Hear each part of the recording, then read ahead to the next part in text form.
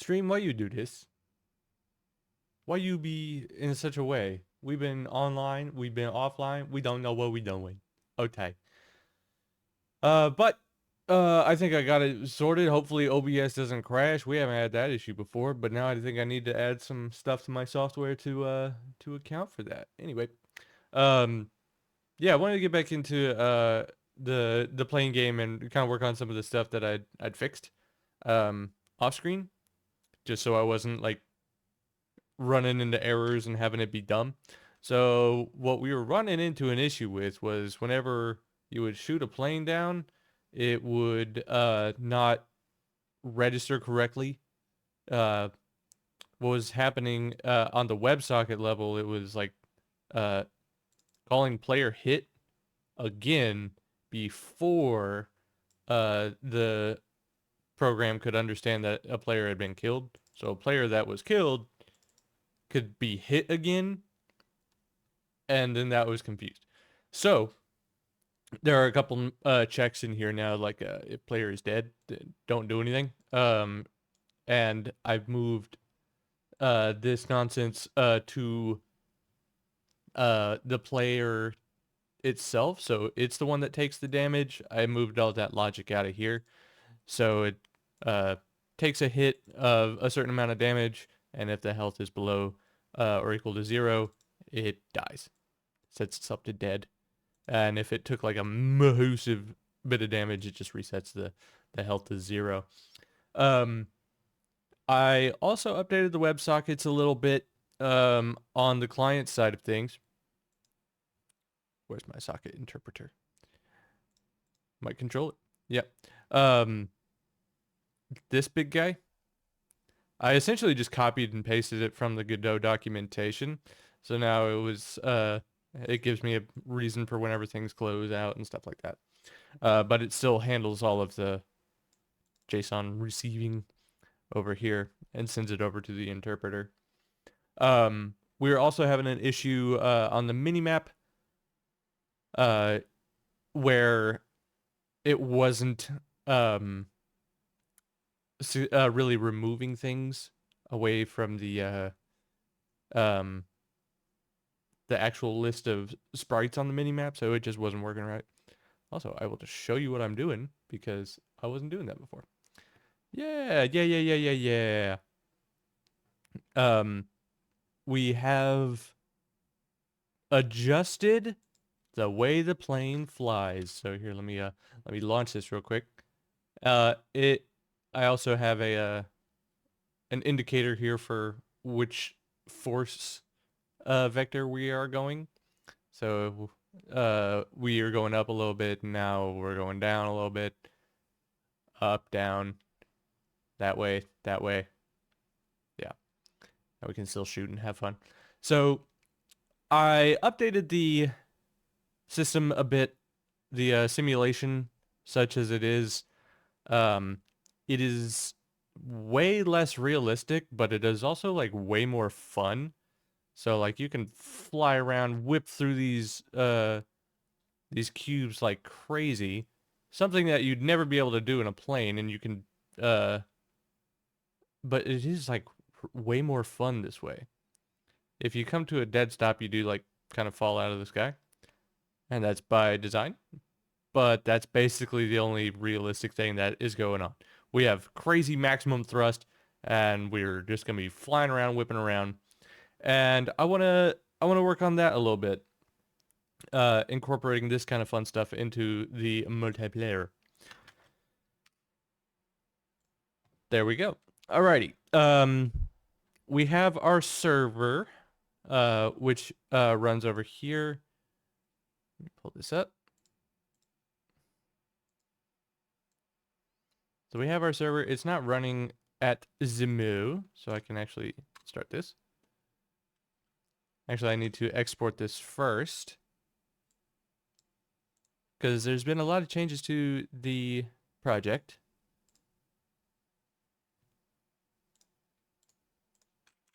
So I need to refactor it. Just basically put all those things in the right place and run it here. Awesome. So now I'm going to open up a web page. HTTPS, my IP address. Woohoo. Okay. All right. So we have the list of player UIDs. We can see that we're shooting there. We have our fuel level going down. All this good stuff. So that's working there. Make sure I can fly crazy fast still. Yeah. Awesome. Now I'm going to slow right down and open this up over here on the iPad to make sure that I can fly around on the iPad as well and shoot myself down, because that's how we have fun. HTTPS. Yes. Yes. Loading. Loading. Turn on my controller here so I can shoot from the other one. Okay. I see that I am there now. I'm on the minimap. My controller isn't working. I don't think that's an issue with the game, though. I think that's an issue with my controller and the iPad. Let me try that one more again. So I will be in this perpetual state where it's always just going to be flying right behind me till I turn around over here. Where are we at? There he is. Yeah.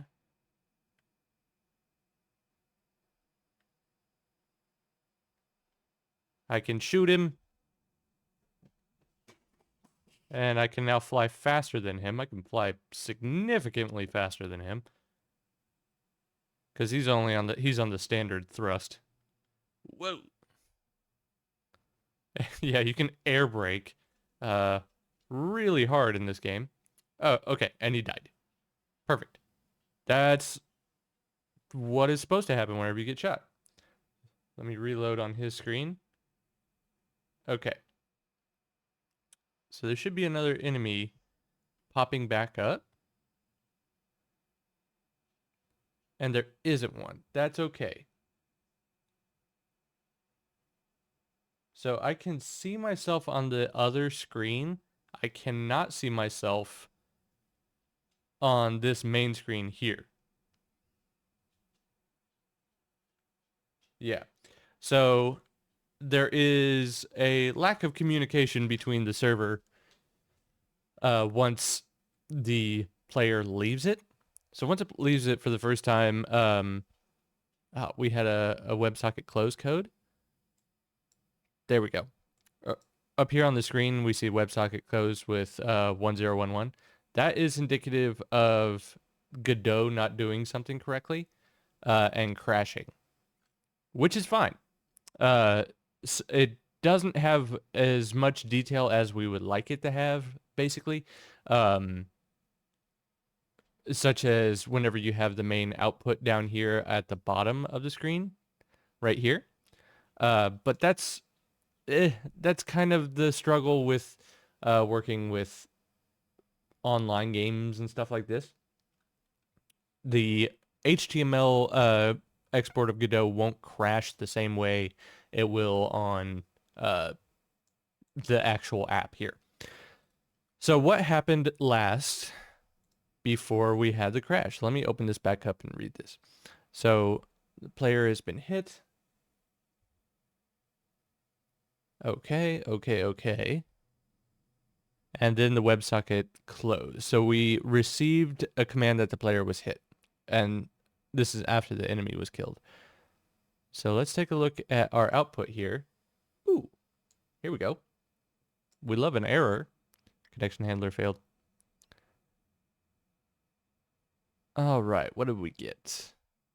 Player died, and then the player disconnected. 548. Okay, so it was client side. So the client does disconnect. The WebSocket handler just gives up. So whenever we close like this, that means it was a failure from Godot, which translates to it was a failure from me. But that's cool.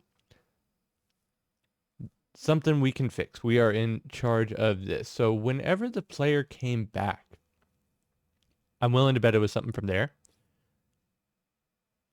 Alrighty. So let's go over to the multiplayer controller and try and suss this out. What command did we get last again? It was on player hit. Let me see what the socket interpreter says. No, it's player hit there.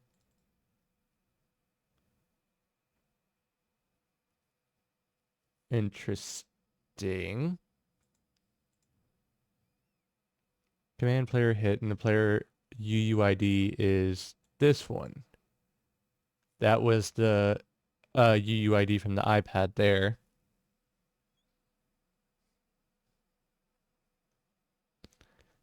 Command player hit. Yes.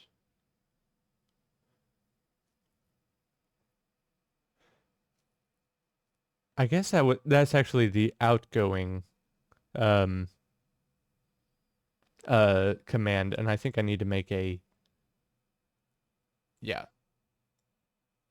I need to make a distinction here. Global DB print. Yeah.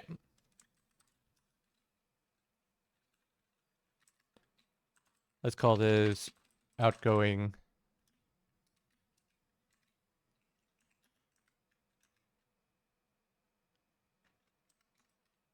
There we go. So now what this is going to do is it's going to tell me that it was the outgoing message. So that this is just going to be a little sanity tester and sanity helper here. So we had that message go out that the player was hit. So what we got back was probably confusing to it. So whenever we get the message in JSON receiver, and let's change this one as well. Incoming, and then data string.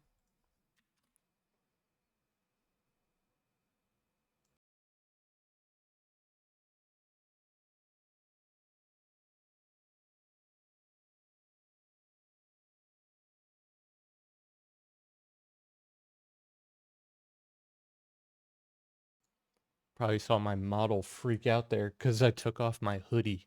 The tracking went ballistic. All right, so let me export this just to get a little bit of a better feed on things. Alrighty. Export. And then just run through our export chain.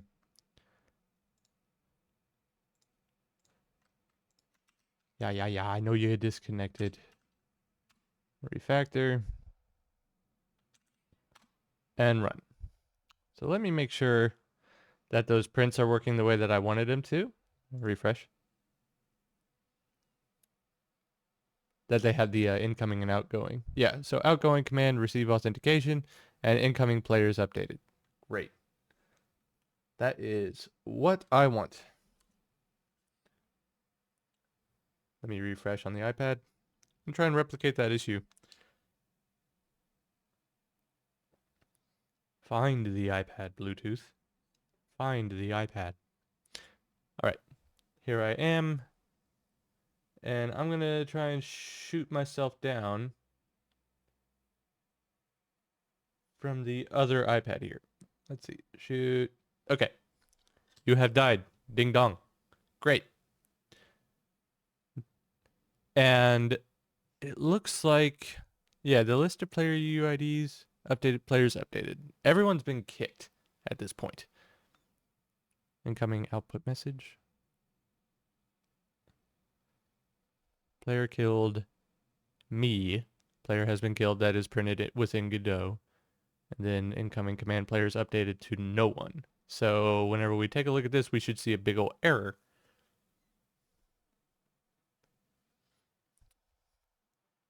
Okay, so something is not returning a client list. Cannot unpack non-iterable none-type object. Okay. So in the interpreter, it returns this each time. It returns in this format anyway. So let me go back here. Um,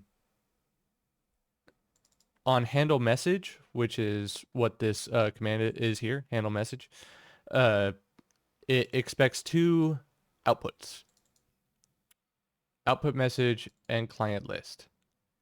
So if there's an output message, it sends it out to the client list.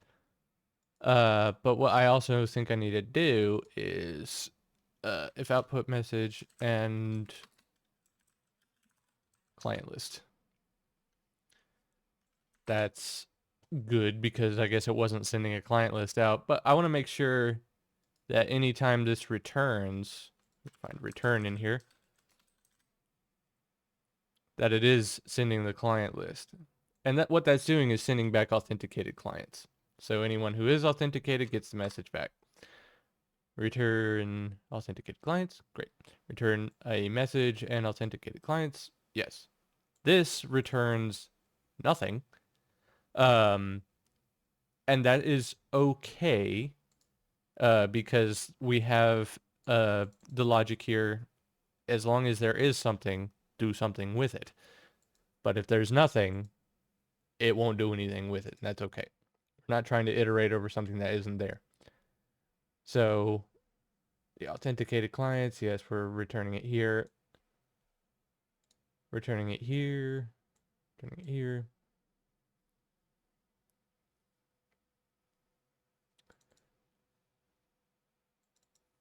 Output is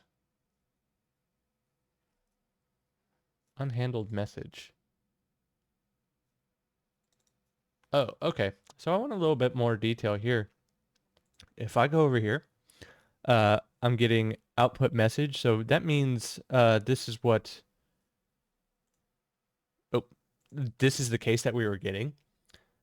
So I want to account for this. Let me call this unhandled input.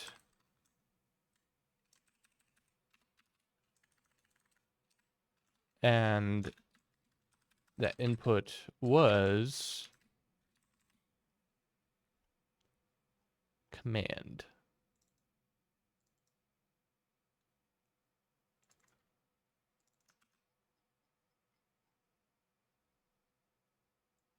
There we go.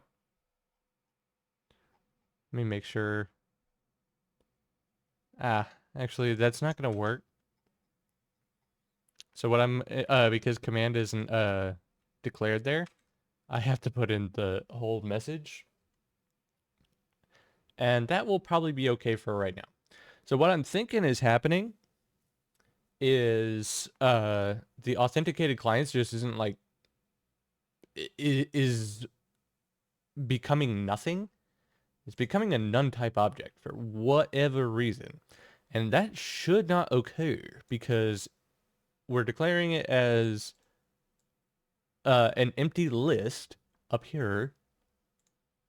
But over here it says we can't iterate over a none type object, which is not awesome.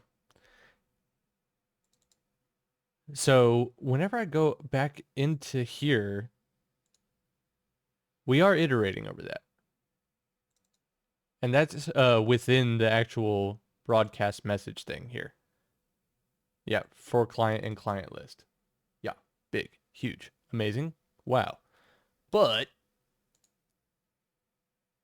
why would it be none? Why are you none? Why do you do this?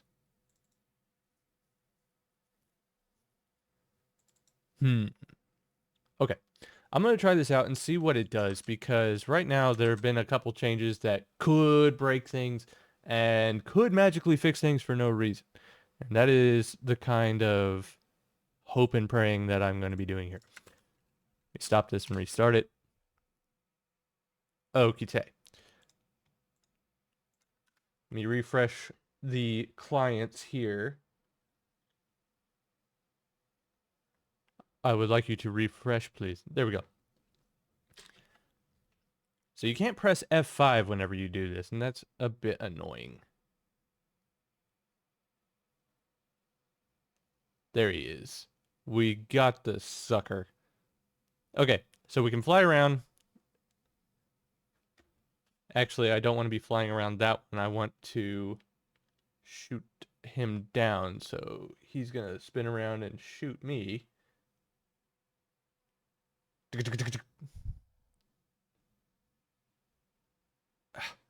He went in the void. It's harder to do on my iPad. The screen's not as big. There we go. We died. Alrighty. We have some interesting information now, and that's exciting. So incoming unhandled input. The command player hit UUID. It was unhandled. So player hit did not return anything. Okay. Let me actually make sure that was the last thing, because that might be a red herring. So, okay, yeah. Incoming output, unhandled input, no issue here, really. Because it keeps getting this, and we're not crashing. That's fine. But then we get this message here. Player killed, and the player UUID is ours. We can see up here. That's our UUID. And then it runs through the logic within Godot. And if it's actually, I think, in the multiplayer.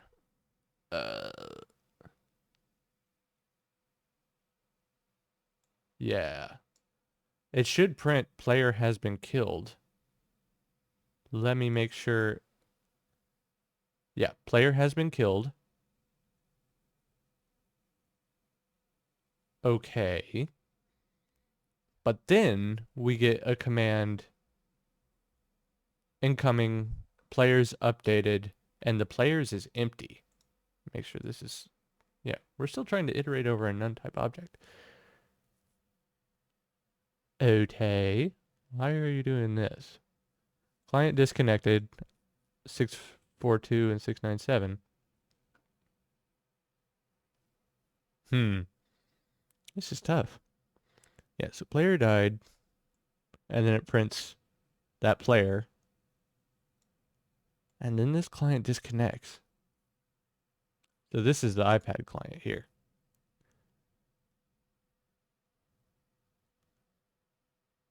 And in run, we are handling the message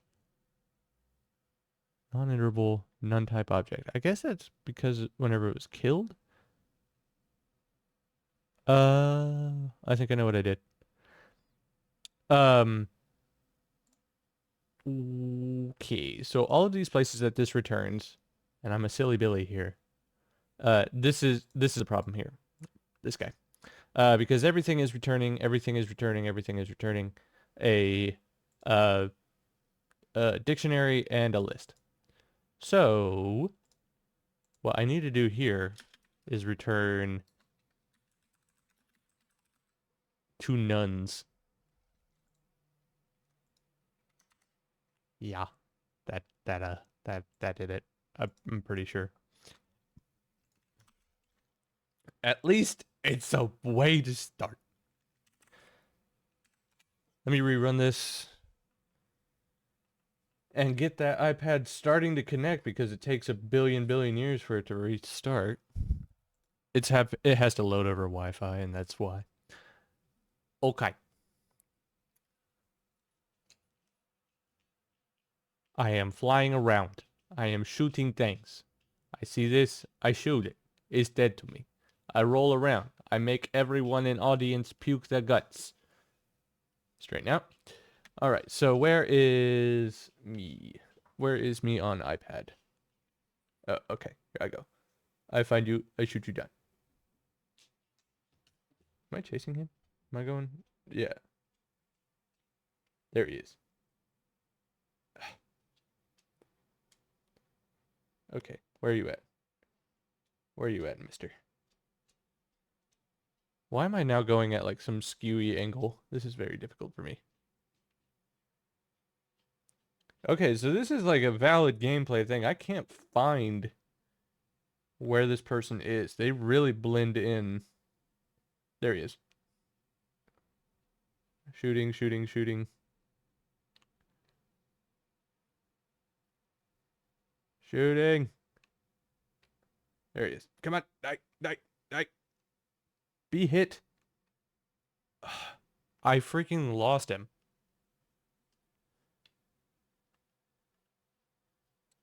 Also, I think there's an issue where he's not losing any health, is he?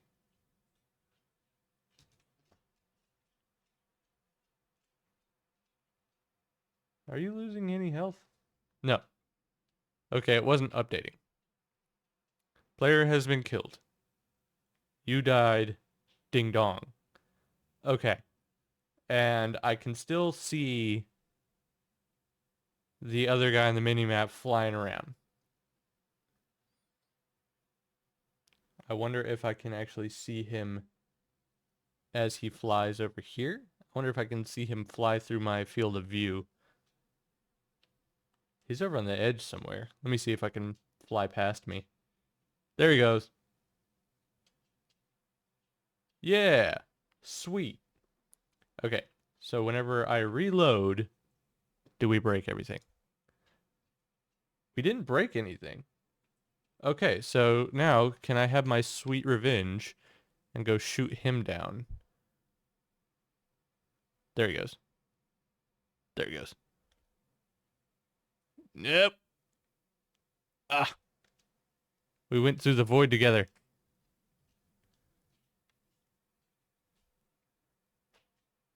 Okay, I killed him. Heck yes. All right. And then he should be able to restart. Restarting? Yeah. He just hops in. Yeah. Okay. So one thing I have noticed, my health seemed really wonky. So let me try and shoot him down over from the iPad here. Shooting, shooting, shooting. Shoot him. There we go. Health is 90. Player hit, player hit, player hit.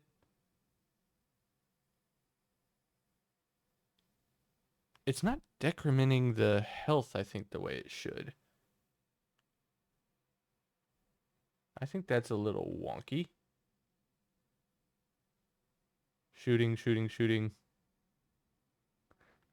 Yeah, I just hit him like 3 times. It says player hit, player hit, player hit, but it's not decrementing the health, which is lame. I need to figure out why that is. So,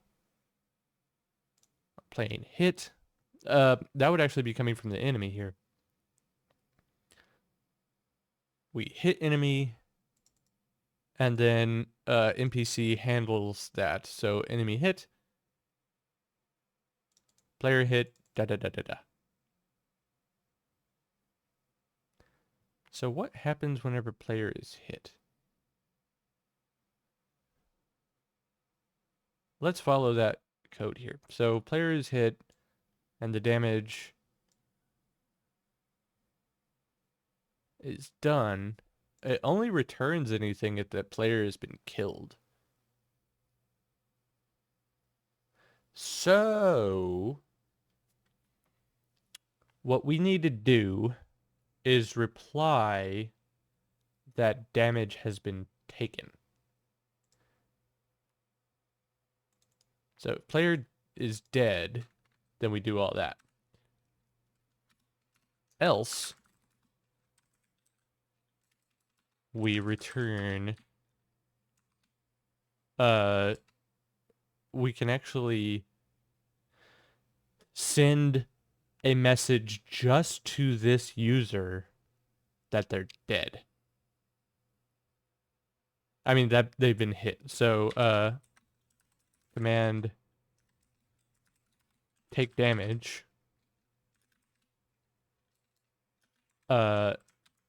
Damage is going to be equal to damage. Awesome. And this is going to go to just this person. So I need to get that player. This is a player that has been hit. So if that player is still alive, we need to send this to their WebSocket. So each player class has their WebSocket that this calls here. So I don't know why it did it. Like, if you saw here, I had like 90 health. And I don't know why I would have 90 health if I wasn't deprecating my health in some way here. So I need to figure out what's doing that. Take damage, that damage there. So I need to add this, a response within Godot here. So interpret a message. So this is where the message will come in. And copy that down here just so I can see it. So we need to grab the command. It is take damage. And damage amount is going to equal JSON data damage. Cool. And what we're going to have to do is an NPC take damage and an amount. There we go.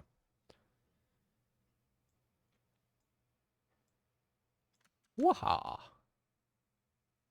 So let's make this function over here.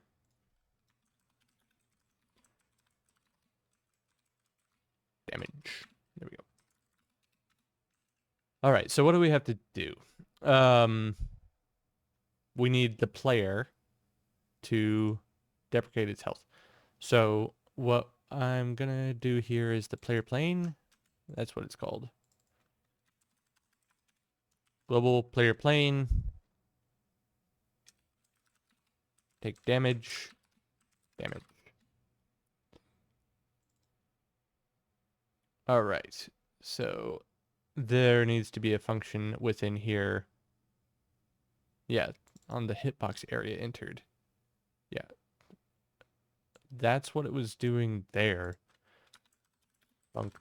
Take damage.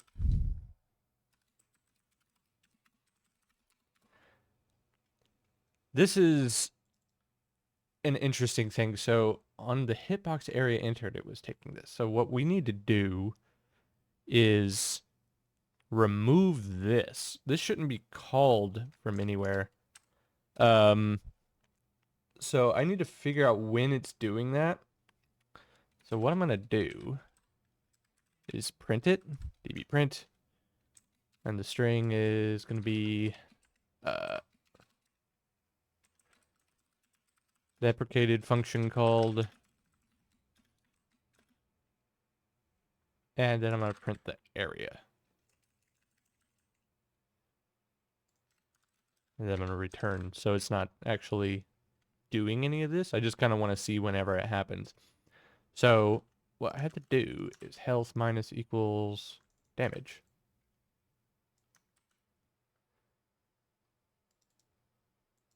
There we go. That should do it. That might be a little bit complicated for what we're looking for. It might also just work. It might not. So I want to see that reflected on the health as soon as we do this. So you make sure health is printing up here. Yeah, this is writing text is done every frame. Oh yeah, and I can go through like what I changed here because it was a ton. So in the physics process, we handle the inputs and calculate the angle and calculate the forces, and that's it. All this junk I got rid of.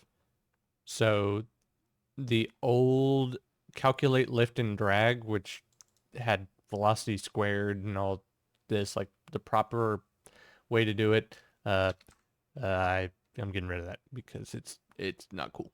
It's lame. We might go back to it eventually, but as long as it's always fun. must have fun.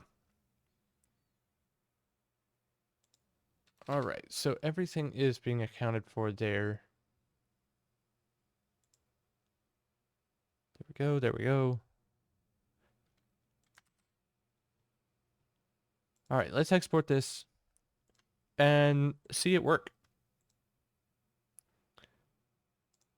Export, stop the server, which has no errors on it, by the way, which feels awesome. Run the refactor.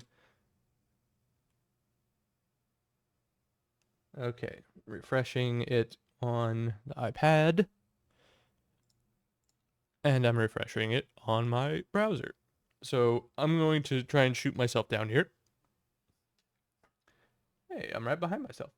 Whoa. Oh, okay. That immediately gave us an issue.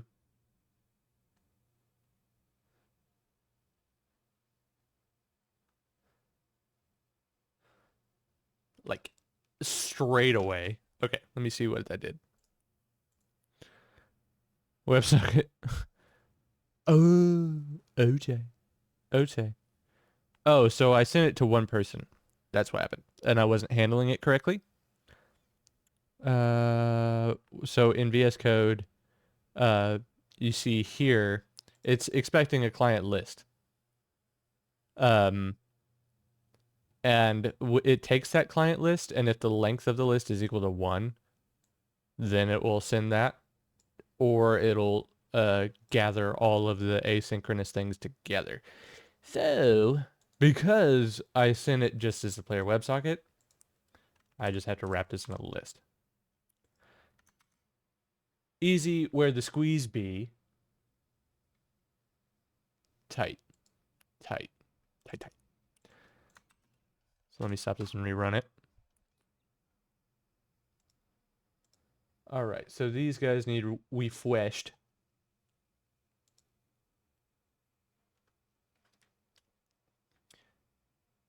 All right, he flying.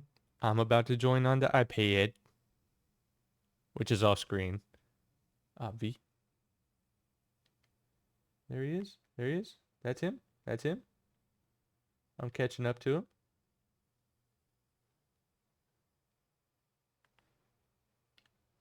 I didn't get anything where I took damage. There he is. Okay. Did I take damage? リアセクイーンさんはここにいます。Leah the Queen, welcome. How are you doing today? What's the module called? Oh, hi. Oh, I didn't see this over here. I had my chat over on the other screen. What's the module called? This is all just we're not using any Godot modules at present. This is all just kind of from scratch WebSocket fun stuff. So this is all just kind of what you see is what you get. Are you a Godot dev, game dev?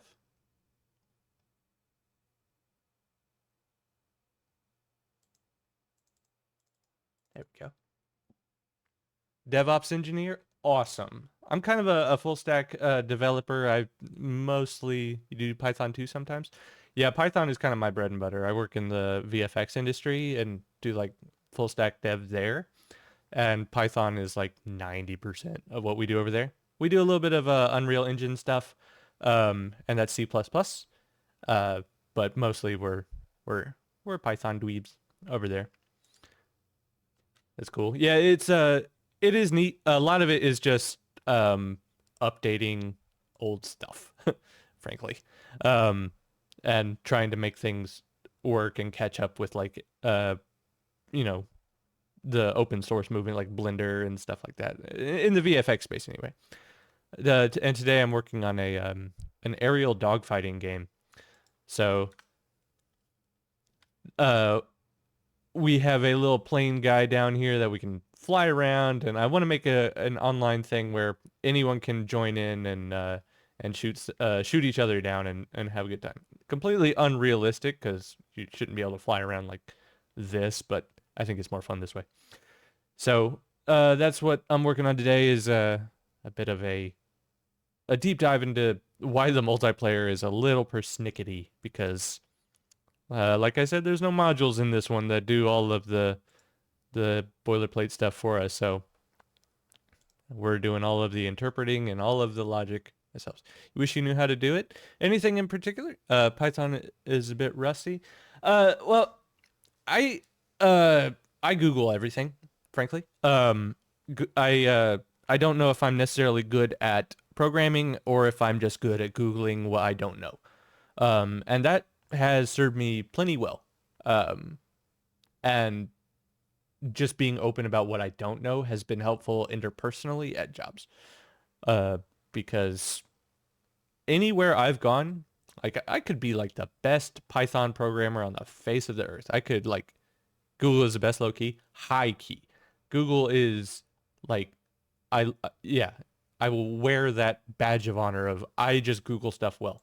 Um Anywhere you go, you could be like you could have invented Python and still have to just learn all of how they're using it weirdly at your job. Um yeah, so like everywhere you start completely new. All right, so we take damage here and I can add some stuff here. So right now I'm just saying damage is arbitrarily 10. Um, and that is fine for now. But what I kind of need to do next is be able to have like different classes of weapons. Um, so right now we're only being hit by the single round, the tracer round that comes out of the guns here. And I made this guy a little bit transparent so I could see a little bit better. Mainly so I could see my force vectors and stuff like that. That was helpful for debugging, but I want to be able to have like pickups. Um, and so let's work on that now. Um, so we have our arena, which is just a square within a circle. But I want to make a new scene called an item pickup. Create new folder. And just call it pickup. So this is where I keep all my scenes, and I've got to pick up here. So that is going to be a new scene within this folder, just to keep it a little organized. Call it a pickup. And it'll be a 3D scene, and that'll be just fine. All right, so what do pickups do? Pickups add something to an inventory whenever you go over it. So I need a representation that there is a thing to be picked up. And I gotta run to the gym. I feel bad. I honestly want to watch more. Well, go take care of you. It's nice to meet you too. Thank you very much for hopping in. Have fun time at the gym. And there's a VOD channel. I'll post a link if you want to see how the nitty gritty was done. Have a good time. I'll see you around. All right. So we need a visual that that there's something to pick up. I'm so glad they hopped in. I feel like I have a burst of energy now. And a sphere is just fine for a visual representation. And there also needs to be an area. So an area 3D. So a region of space that detects stuff. And it needs a shape, a child underneath it. So collision shape, I might have some, yeah, right there in my recents. And it will be a sphere. So right now it's like the exact same size, which is not what you want to do. You want to give it a little bit of wiggle room between. So I'll just make that a little bit bigger there. The pickup is going to need a script attached to it so it can handle logic. There we go. Just call it pickup. And what I want is, well, if we're going to need to connect this area to whenever a plane can enter it. So what we got to do is go to the collision shapes, to the collision masks here. What I can do is what layer of this will be on. We're just going to make a new layer called pickups. Awesome. And we'll put it on the pickup layer. So this can interact with the plane. And I should rename that to be player plane. Yeah, player plane, and we have the enemy plane. We have the arena barrier, all that good stuff. I don't know why I arbitrarily put that as 10, but whatever. I'll leave that. All right. So this is on layer 6, and it can be bothered by the player plane. That's kind of the way I think of it. And on area entered, let's connect that signal from the area to the pickup here. So in the pickup script, whenever this area is entered, this will happen. So let's, just as a proof of concept, print it worked. So I want to see this print out whenever I fly through it. So I can save this scene, and I can go to my test arena, and I'm going to add a instantiate child scene. That's this button over here. So this allows you to take your scene files and load them in directly. So pickup scene. So we have a pickup over here, and it's very tiny. This is concerningly tiny, especially compared to, let me put it over here by the plane. That's pretty small. That's pretty small. So we want it to be bigger. So let's go over to our pickup and just make it bigger. So how big is the radius here? Let's make the radius 5 and this 10. So, okay, that should be freaking ginormo. This might be a little too big. So let's do 3 and 6. Cool. And let's make our area bounding box appropriately sized to match. There we go. There we go. A little bit bigger. All right, so save that, pop it in the test arena, and move it just to some arbitrary point over there. Let me hop in, and now I'm looking for a printout to say it worked. So let me fly over here. There she blows. Boink, it worked, and it prints out. So if I can fly back through it again, boink, it worked. Great. Easy squeeze me. And it looks a little weird. For sure, it is just a floating sphere in the air. But I'm going to change the material a little bit. Put a new material on there and make it unshaded. Oops, I'm clicking the wrong thing. So in shading, the shading mode says it's unshaded, so it won't have any shadows now. Speaking of that, I need to go down to the geometry and turn off cast shadows. So this will just appear as a thing. Dog barking. Jolene is keeping me safe from all of the people outside my house. Hey, Jolene, what you doing? Why you barking this stuff? Is there someone out there who's gonna murder me? Am I being swatted? Okay. The color is a little bit wonk. Material. No, that wouldn't be. That's so strange. Like, we have this material property, but you can't filter that material property. You can only filter the surface override material. Someone make a pull request. Let's change the color a little bit to be blue. Because blue, that's kind of purpley blue, and a little bit transparent. So now we go into the transparency and allow alpha transparency. Awesome. Let's see if this looks a little bit better. Oh, everything's freaking blue already. So, wow. Let's change this to be yellow. And a little less transparent. Okay. Yeah, we're gonna have to save that. There it is. Okay.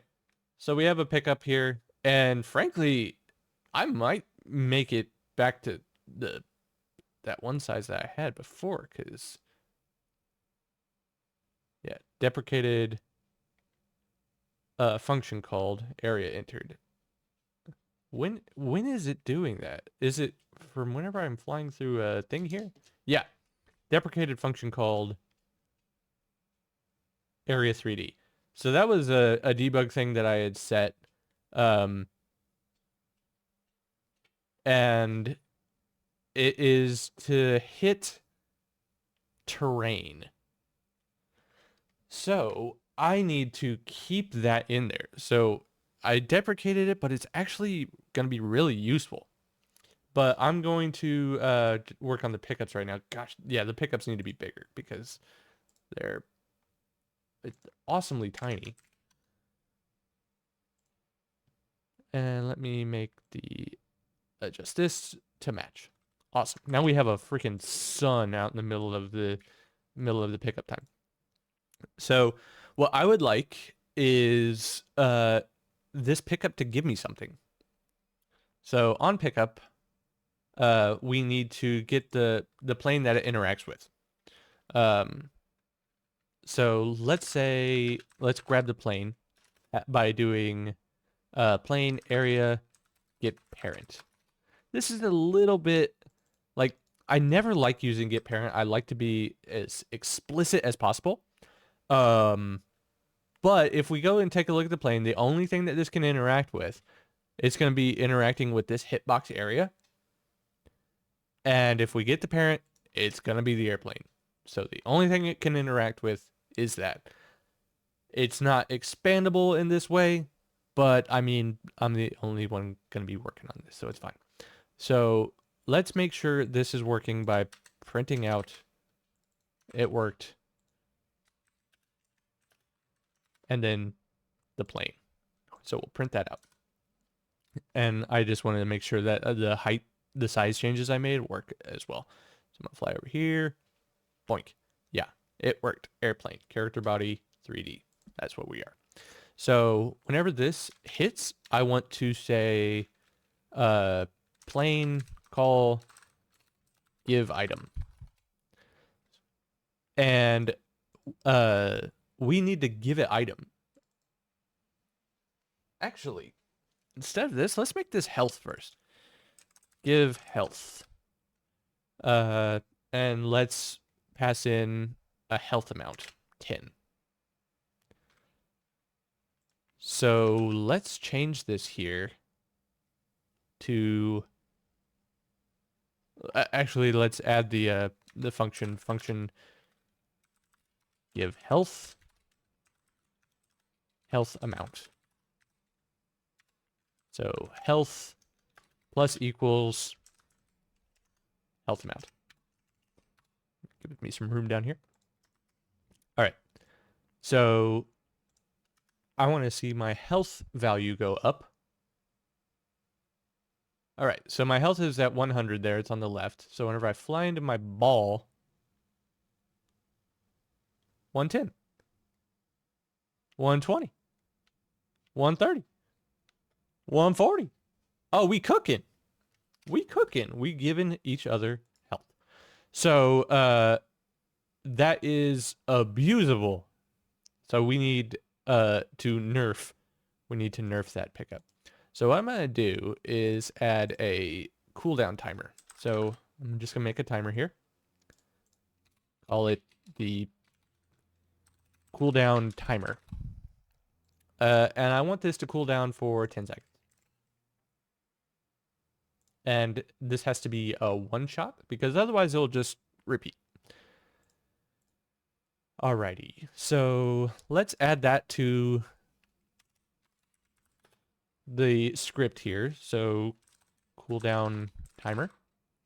And on ready, let's grab the node. So cooldown timer variable is equal to cooldown timer. Awesome. So what I need to do is add logic for if we're in a cooldown, don't give it stuff. Alrighty.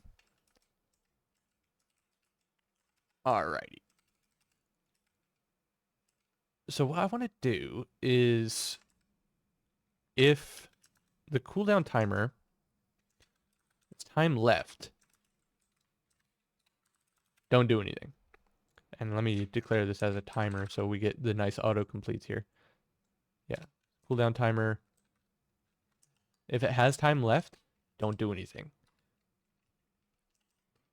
But if there is no time left, meaning it's stopped, then give health to the plane and then start the cooldown timer. Pardon me. I burped. Alrighty, so I need a visual representation of how much time is left. So what I want to do is, I guess, change the color. Is that right? Okay. So what I need to do is, I'm going to rename the mesh instance as marker. Yeah, how are we going to make this a visual thing? I guess we'll just hide it. So let's grab the marker. Marker is going to be the mesh instance 3D. Collect it down here. Marker is equal to marker. And once we've started this, start the timer, marker, let's just make it not visible. So what we need to do now is whenever the timer is done, we need to make it visible again. So cooldown timer, let's connect the timeout signal. And it has to be a callable. These, why did they change it this way? This way is so dumb. We have to make a new callable. Self on cooldown timer finish. Lit. So let's make that function. On cooldown timer finished. What were we adding? We were adding marker visible equals true. Cool. I think that's all we need. So whenever we hit this, it should disappear, give us 10 health, and then not be able to give us 10 health for 10 seconds. Alrighty. Let me fly into this, and hopefully it disappears. Doop. Okay, it disappeared. So I want to fly over here and watch it come back. So there should be a little ball pop up in a second. There it goes. So I'm at 110. If I fly back through where that was, nothing should happen. Yeah. Oh, there it is. Woo! Awesome. So what I want to do is I need a max health on the plane. So that needs to be a constant here. Max health is going to be 100. So let me see where we are declaring the health value. Yeah. Health minus equals damage. Health plus equals health amount. Yeah. Max health.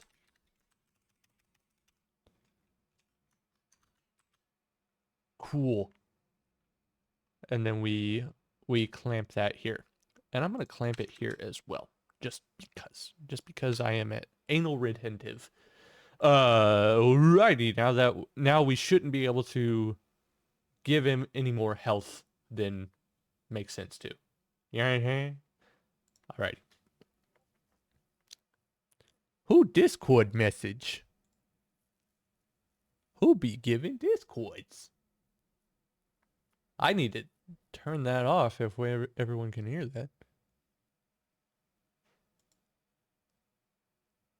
Huh. Not sure where that came from. Anywho. What I'm doing here I need to be able to change that amount arbitrarily of what the pickup can give. So the pickup gives 10 health. So what I want to do is export a variable. So export, how the heck do these work now? Export bar, uh, health amount. And that will be an integer equals 10. Pretty sure this is right. Let me see. Yeah, so health amount is equal to 10. So whenever we give health, we give a health amount. So whatever this value is, like I can change this. Like, let me go over to the test arena. And now my pickup here, I have this health amount that I can change. So I can set it to this, like set it to 20 arbitrarily. It won't do that right now because I'm gonna start off with max health. Actually, let me just change it so that I start off with 50 health. Start off with 50.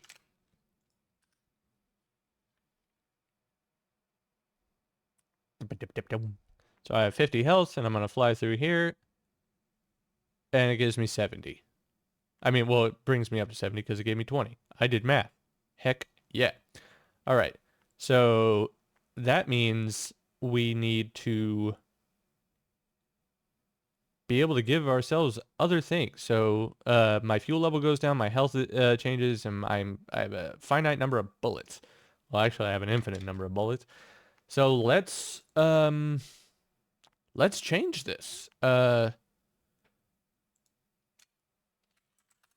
let me give myself a number of bullets. Bullet is equal to, let's just say 1,000. I have no idea how many this is. So let us find out whenever we're shooting. Actually, this is going to have to come from the Gatling gun.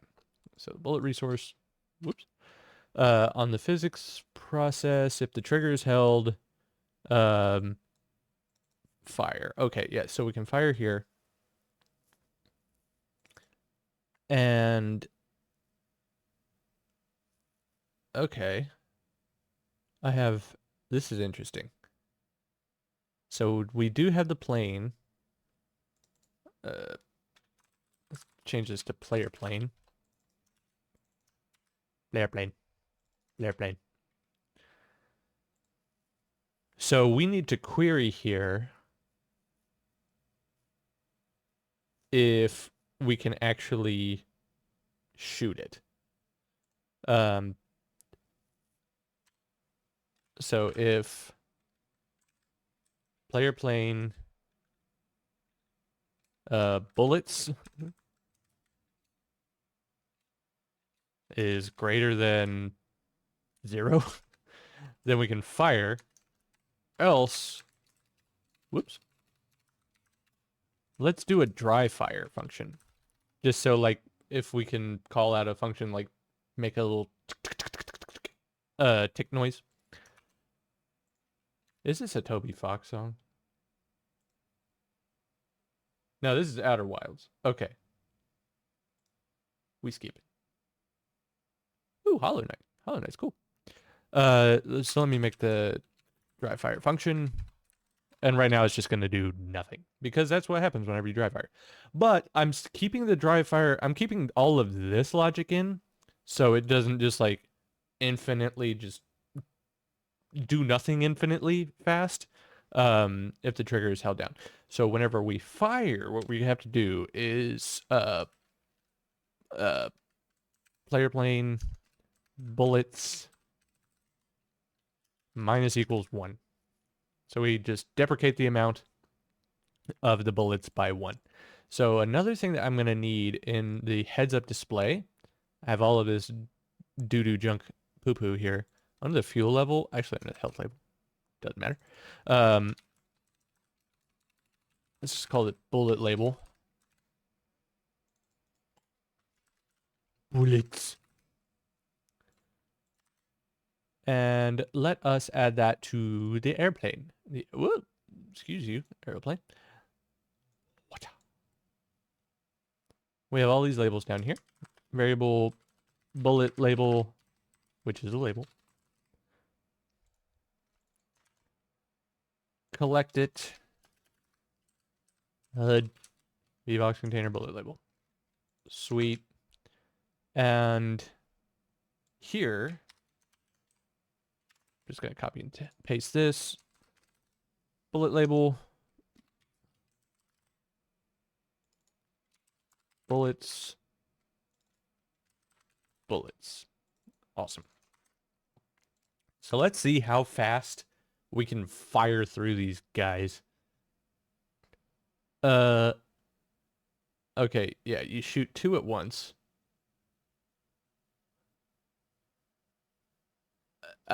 I mean, this is okay.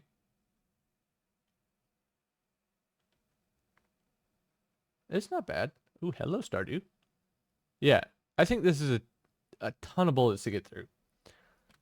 So let us mess with the pickups here a little bit. So what I have to do in order to allow us to pick up bullets and fuel is modify the script here a little bit. So what I want to do, we just need to change what we export here. Export pickup. This has to be a variable. Pickup type. And I think what this has to be is we have to make an enum here. Enum pickup types.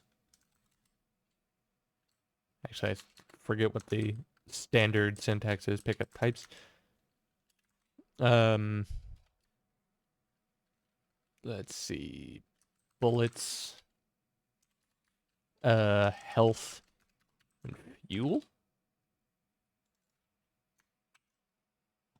Okay. Export variable pickup type. Pickup types? Okay. Yeah. Now that we see over here, we can export either bullets, health, or fuel. That is cool. The problem is, I don't know how, like, if we can use setgets, to change this, because, like, if you give a pickup, type, let's just change this to pickup amount. Pickup amount. So that kind of messes up this nonsense down here. But we will account for that. What? How are we gonna do this? Which way do we want? All right. So if the cooldown timer has time left, we still return. That's great. We always need the plane. Yes. And the cooldown timer will always start in this. So this is the line that we have to change. So what we need to do is, let's make a match statement here. Match the pickup type. Match our pickup type. So if our pickup type is pickup types bullet? Bullets?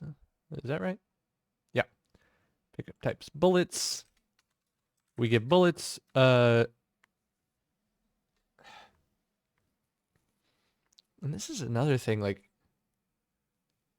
I want to change. So how can I do this? We can do this a couple of different ways. We can do where the plane has 3 functions. Where we have plane give bullets, plane give fuel, and plane give health. I don't think that's necessarily the way to go. That just seems like an arbitrary amount where all we're gonna do is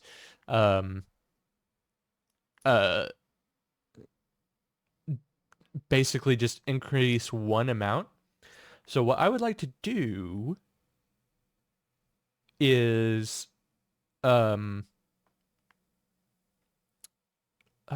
what do I want to do? No, I want to have accept pickup. So what I need to do is have the pickup type and pickup amount. Awesome. So instead of this, yeah, we don't need that match statement. We can just do pickup type and pickup, oh, no, pickup type again. We need pickup amount. Cool. So what I'm going to do in plain is adjust the pickup health to pickup item, pickup accept pickup. Where is airplane? There we go. Function accept pickup type, pickup amount. Awesome. So this is where the logic will be handled. All right. So we need to suss out what kind of pickup type it is. So match pickup type, not pickup type, pickup type. So what we are doing is passing an enum through this function here. Accept pickup, passing an enum. Great. Awesome. We love that. The problem is what this correlates to is 0, 1, and 2 as integer values. And that doesn't really correlate well. So like if we change these, if we add stuff, it just kind of sucks. So what I'm going to do is make pickups class name pickup. That is going to put this script into the namespace because it is an instance of a pickup, and pickups will have pickup types.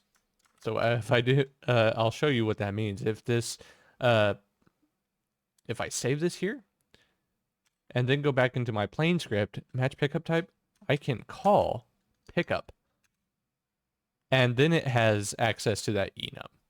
So if pickup types bullets, ooh, then I can handle the bullets. Just like if it is health, I can handle health. Oh, I went back too far. So bullets, fuel, and health. So now I can handle each one of these cases.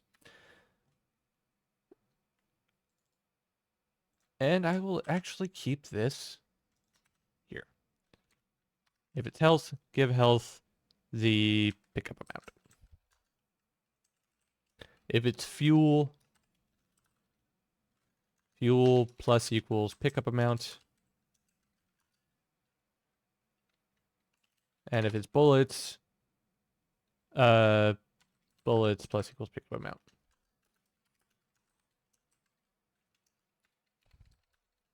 Awesome. So what we're going to need, actually, we should probably give a max fuel amount here. So fuel is going to be equal, let's clamp that to a max fuel value.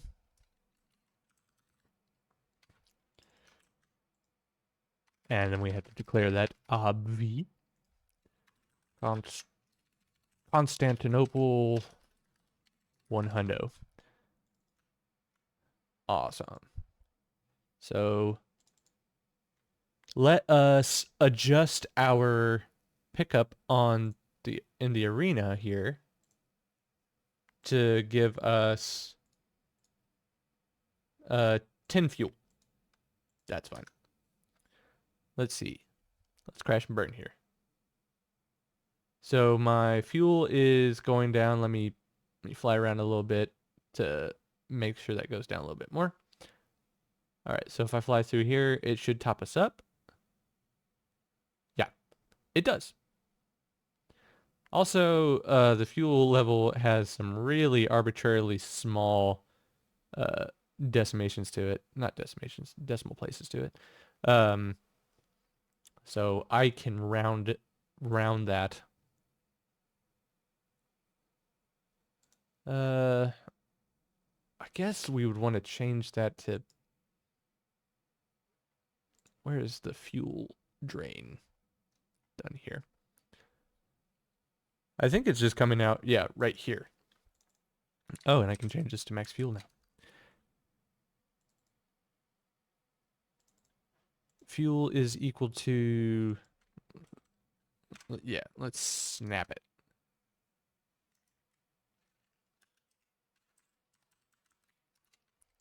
Snapped to 0.01. That is kind of the way you do. Actually, let me see if that's actually going to deprecate this.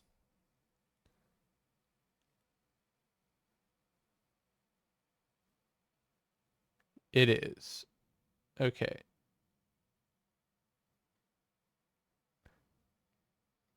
Oh, I see.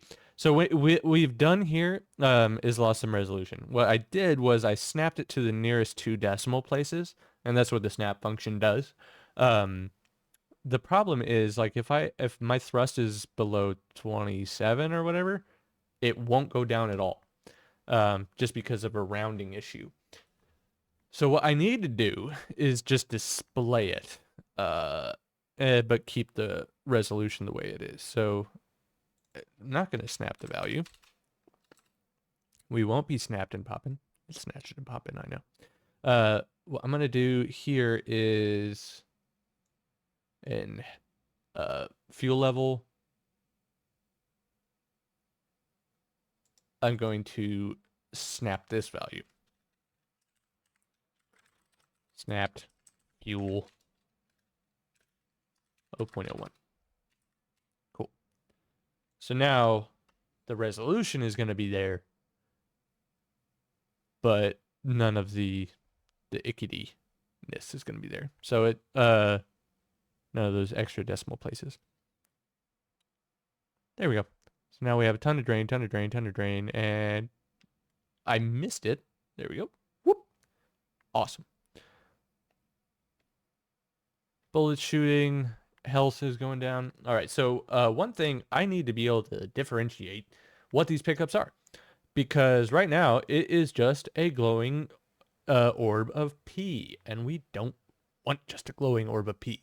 We want more than a glowing orb of P. Let us adjust the script. So on ready, we have our pickup type. Let's change the color based on what we are. So let's match our pickup type.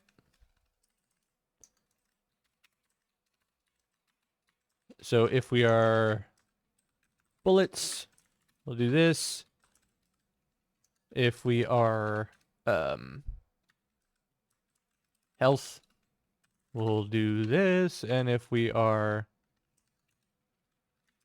fuel,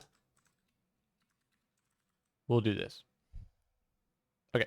What I want to do is change the material. So, or at least modulate it.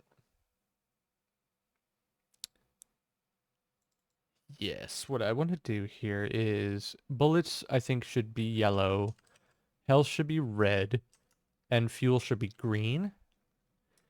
So let's modulate green here. So marker modulate? Is there a modulate? We're going to have to set surface override material. Actually, we're going to have to get our material here. Our material is going to be get active material on surface 0. And what I think is going to happen is this might change it for every pickup that we have there, but we can cross that bridge when we come to it. So if this is fuel here, we actually don't need that here. Material albedo color is going to be color green. Yeah. And here it'll be red. And here it'll be yellow.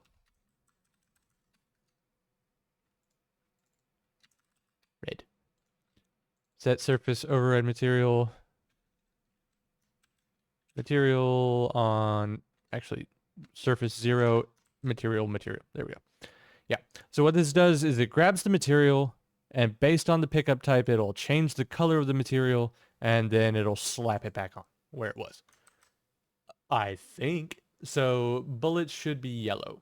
And it won't be transparent, I'm realizing, but that's okay.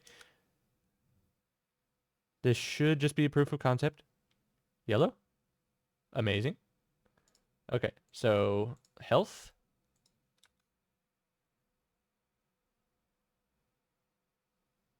Still yellow. Oh, yeah, because we're not changing it there. Need to be changing it in the arena. This is the pickup. Health, I want it to be red. Why you no red? Why you no red? Well, let me see what it allows me to pick up. It gave me bullets.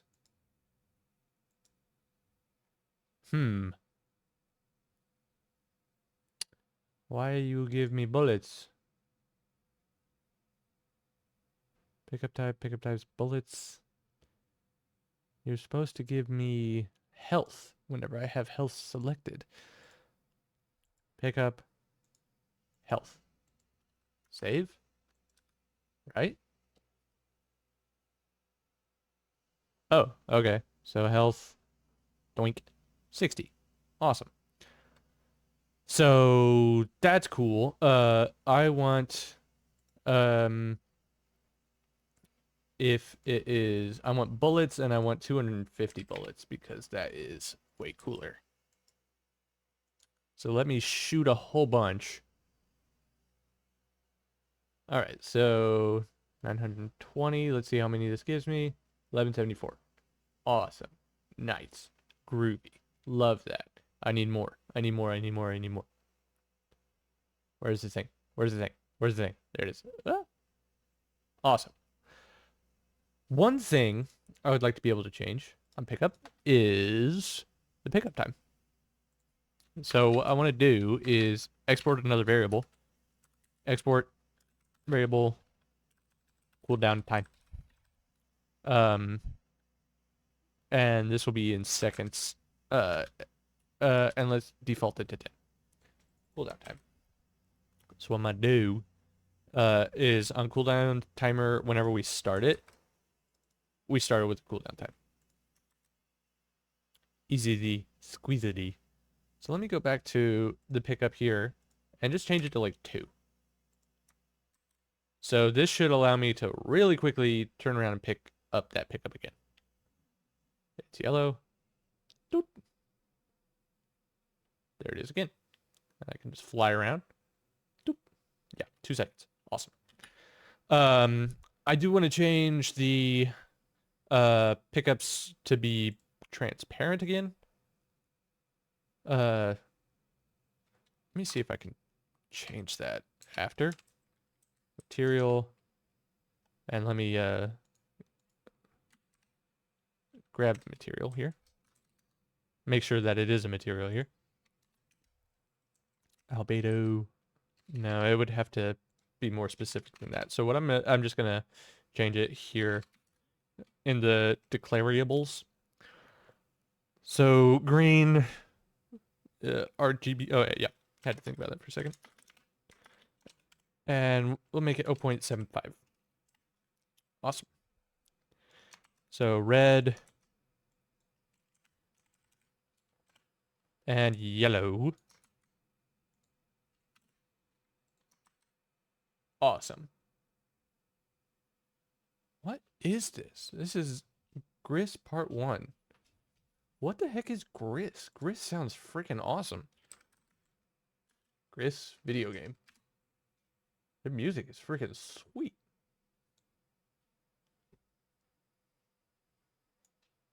Who are you? What are you?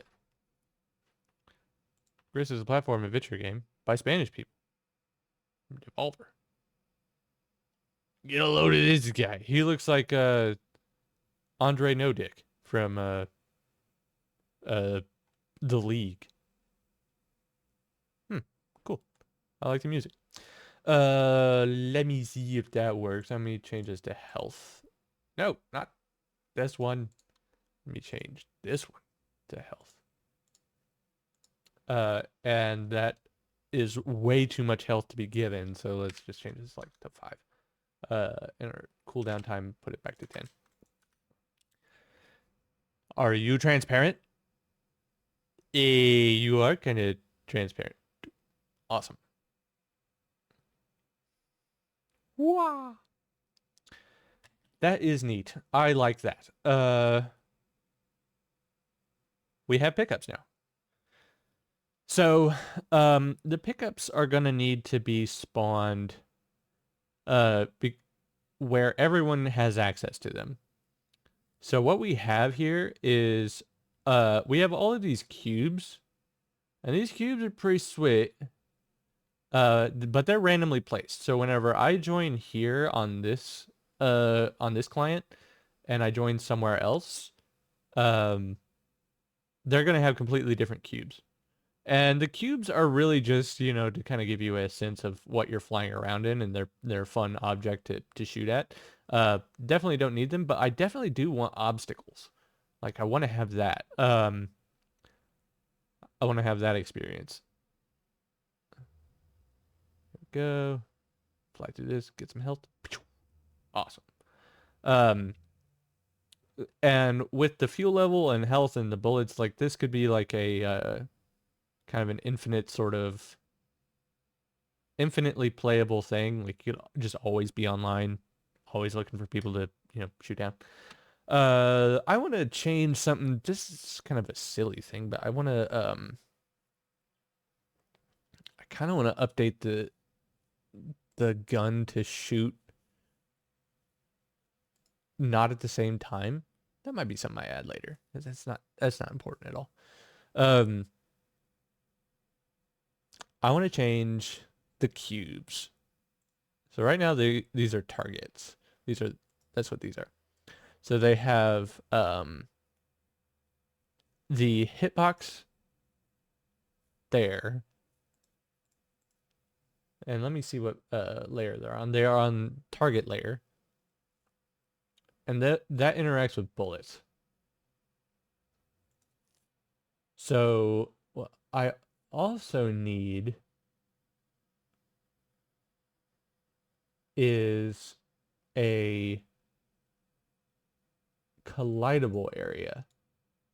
So right now, there was that deprecated function whenever I fly into stuff. That was me hitting this hitbox here. Let me change this. Hitbox. So I want another area on these called hurtbox.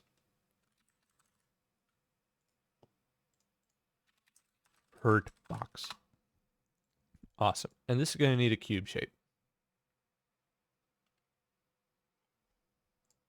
There you go.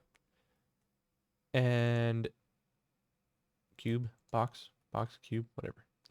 All right. And so this one, here, let me turn this one off for a sec, is exactly the size of the cube. And I'm going to put this on a collision layer. Let me check the names here. We have environment, targets. Let's add another called obstacles. Obstacles. Awesome. And yeah, we need to put it on the obstacles one here. Take it off of environment. And it needs to be able to be hit by the player plane. Awesome. And let's connect the area entered to the target. All right. So on area 3D entered, let's change the name of this function to on hitbox area entered. That shouldn't change anything. Yeah. It does. So let me reconnect this node here.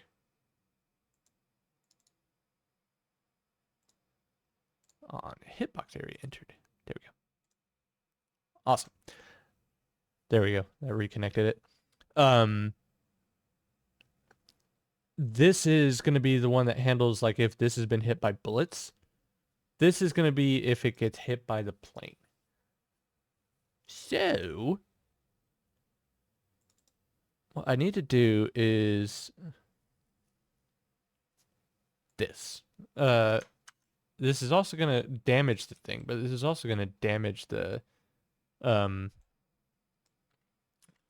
plane as well. So it's going to take more damage. It's going to take like 50.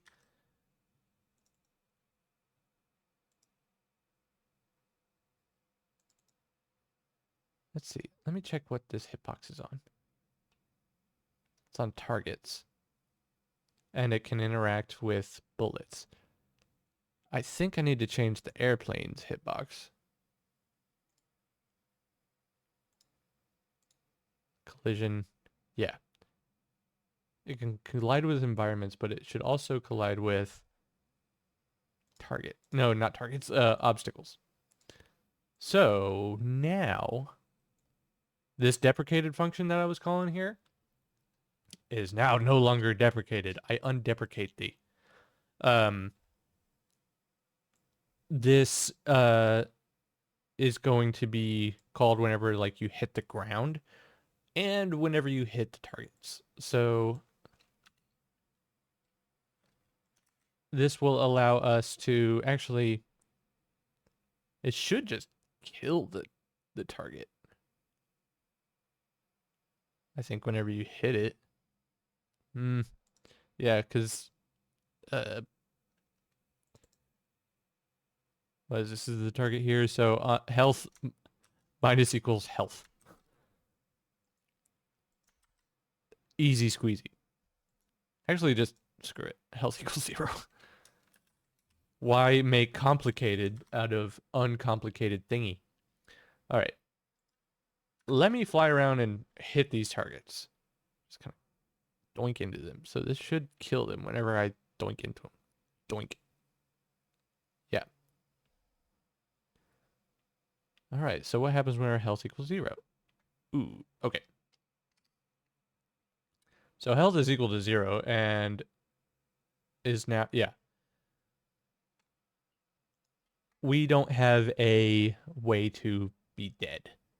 So what this is kind of doing is this is off the books in terms of the server.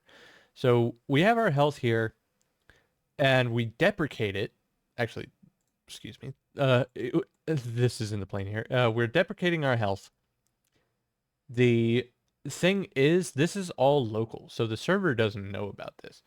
So I think we need to have a script called update health.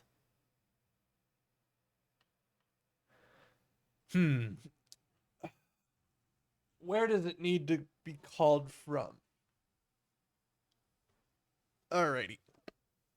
This is going to be a complicated one. Let's do it. Function update health. Health delta. Pass. All right. So what we're going to do is this ostensibly. Health plus equals health delta. So health delta is going to be a positive or negative integer. And what we have to do is we have to know if we called this locally or if we called this from the multiplayer server. So if from NPC is going to equal false.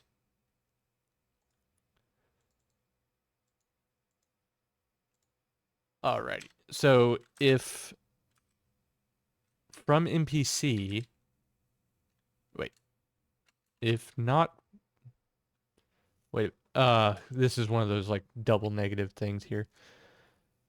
Calling it from NPC is equal to false. So normally,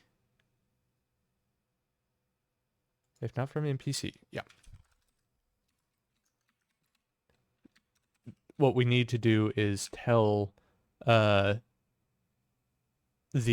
multiplayer controller player health changed. And then let's pass in our current health. Okay. So the reason that I am doing it this way is the server will tell the plane via the NPC, the multiplayer controller, whenever it's been hit, because that is being calculated elsewhere. So whenever a bullet hits the plane in multiplayer, it has to be told that it has been hit. And that's what the multiplayer controller will do. It'll call update health, and then that NPC from NPC variable will be set to true. It'll set that there. If, for instance, we are on the plane itself and then we bonk into something, then we're going to have to call update health -10. And the default value is going to be false. So we change the health, make sure it's clamped. And then since this is going to be false because it came from us, we have to let the multiplayer server know. This is just making sure that we don't get into an update loop. Because if we didn't have this, let's say we get shot, the damage is going to update our health, and then we're going to send back that our health has been updated. And the multiplayer server will tell the server, like, hey, we just got damaged. And then the server will be like, relay that information, like, hey, you just got damaged. And it's like, oh, yeah, we just got damaged. Hey, we just got damaged. And then you'll just, like, die instantly.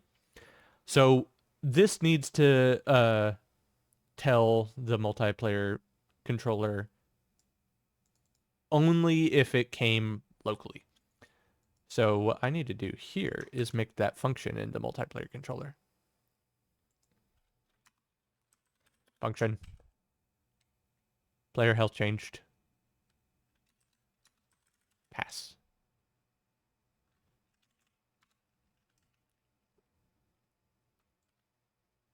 What I'm gonna do is just copy this. Player health change. Player health changed. Whoa.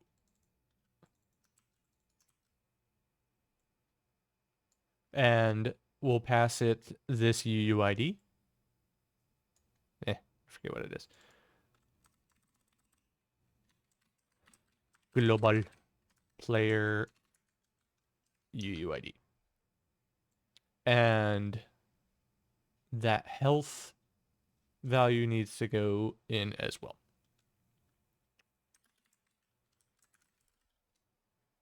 Health is equal to health. Type. And then send that message to the server.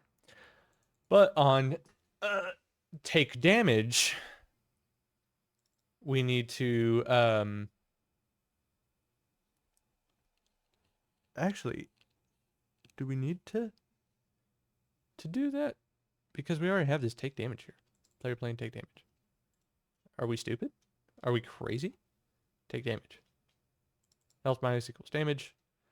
Yeah, so right now we're doing this at like 6 different places. Give health, update health, take damage. This is the same freaking thing. So I'm going to get rid of like all of these. Give health. No, dumb. Update health.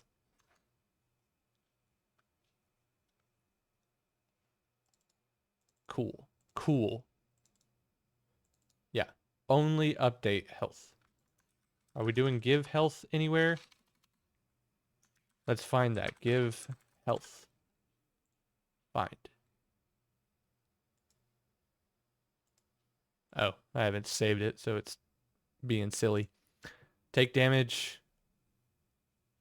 Player plane. Update health by the damage here. And it has to be negative damage because otherwise it will uh add the health to it. And then we're gonna pass in true. Cool. Awesome. Lit. I kind of want to add another thing to this as well. So player plane update health, damage, true. Update health. I think what we need to do is have a set health.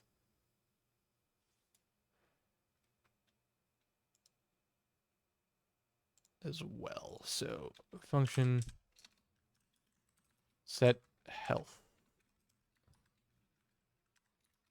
P health. Health is equal to P health. I have a sneaking suspicion that there are going to need to be like check frames and stuff like that where we just need to override the health without any calculations. So I'm going to leave that note in here.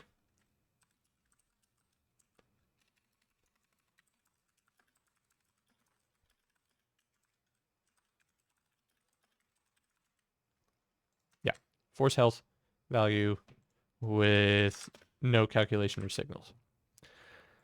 Alrighty, so in multiplayer controller, we have this command here that I think we need to update in the backend. So let's add a new command here. Case. I forget what it's called already. Player health changed. All right, so the player UUID is going to be added in, and the health is going to be added in. Here we go. All right, shouldn't need anything here. Player health changed.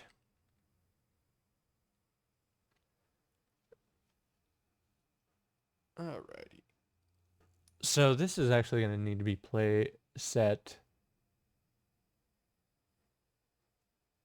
within. This has to be handled by the player itself. So player has a take damage function.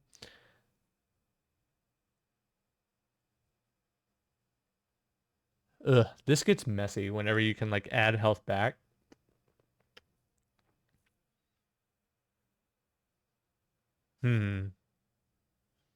Player hit. Da, da, da, da, da. Player take damage. Player set health. What should we call it? So we have. We need to get the player object, obviously.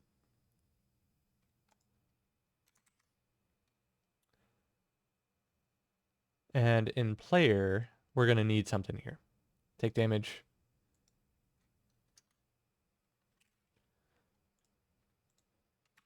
Definition.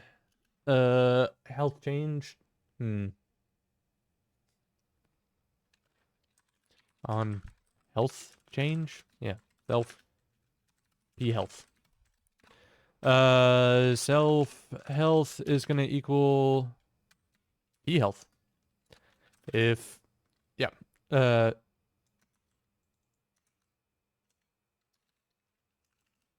Let's see. If we're not dead.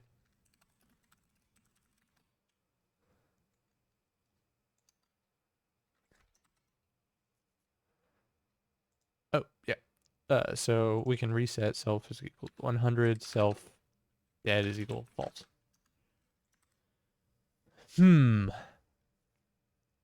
Oh yeah, we also need to add the variables that we added to the client side over here. So self fuel it's going to equal 100. Self what is it? Self bullets going to equal 1000.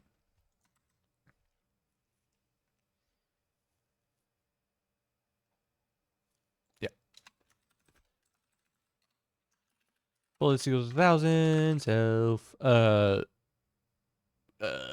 Fuel is equal to 1 hundo.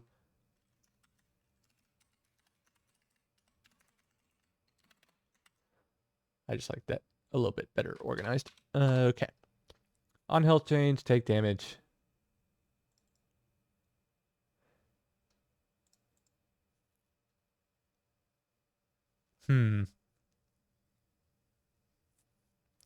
Another thing too that we could do on health change here.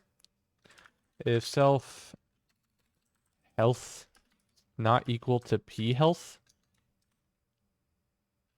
then we do this.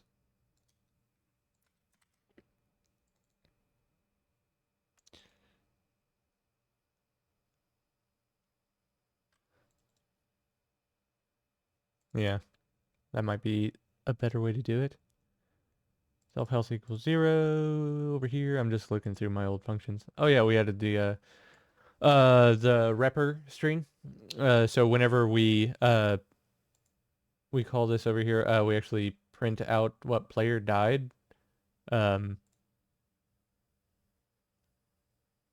whenever we print self here, what this does is it prints our UUID or our username if we have one, and whether or not we're dead. So this is just like some extra information that is going to help with debugging immensely. Player health change, health is equal to that, and then player, I forget what I called that already, on health change. Health.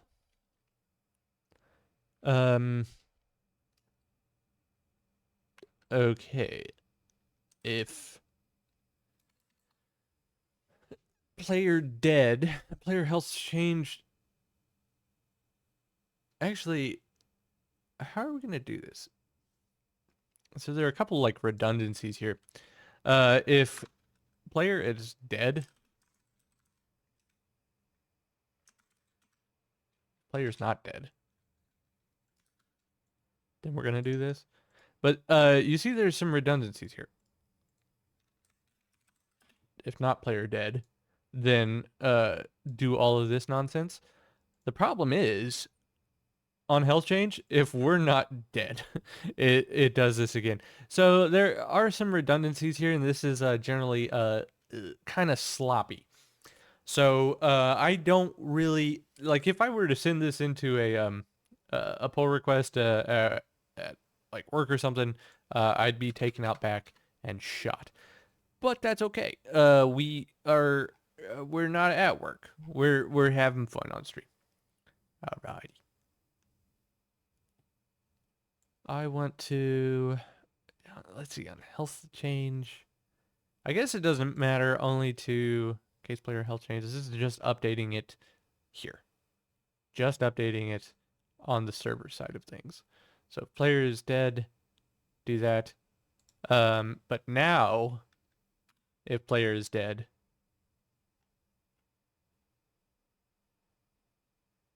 there we go. Man, take damage. Yeah.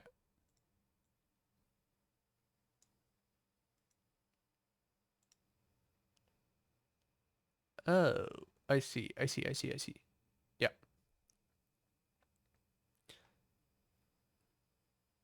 Okay, so what I need to do is handle the player dying better. Because like the player can be hit here and die.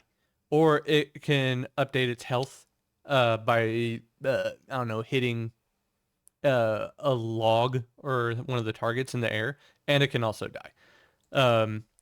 But in the meantime, like these need to be consolidated because this is very error prone already. So if player is dead, player UID not in self-affected players, then we're gonna remove that active this player UUID from active players, and then it has been killed.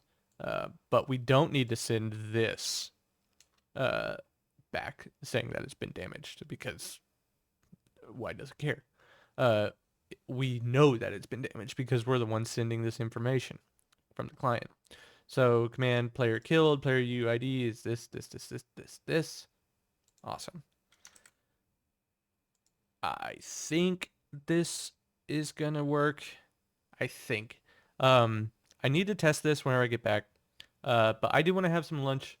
Take a quick break. Been going for 2 hours. And come back to it in maybe an hour or two. Stream for a little bit later. And do some more like kind of in-depth testing. On the actual multiplayer side of things. Now that we have the pickups, and what I would like to do is work on this to put objects in the same spaces. So working on here on the server side of things to communicate with the client side. So I'm gonna end it here for just a little bit, take a quick break,